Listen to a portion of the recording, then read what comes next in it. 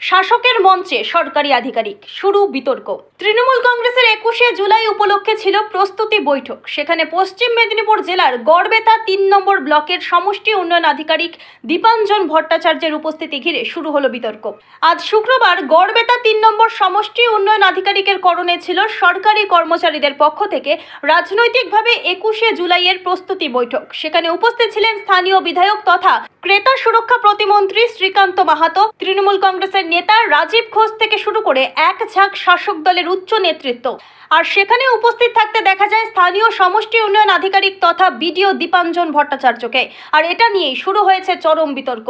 বিরোধীদের তরফে দাবি করা হয়েছে সরকারি আধিকারিকরা শাসক দলের হয়ে কাজ করতে শুরু করে দিয়েছে। এটা তার এক উজ্জ্বল দৃষ্টান্ত। বিষয়টি ঘিরে মুখে কুলু পেটেছে প্রশাসন। তৃণমূল কংগ্রেসের তরফেও বিষয়টা নিয়ে সম্পূর্ণ নীরব। বিজেপির তরফে কড়া প্রতিক্রিয়াতে জানানো হয়েছে শাসক দলের হয়ে দালালিতে নেমেছে স্থানীয় বিডিও, যদিও সরাসরি আন্দোলনে তারা যেতে নারাজ।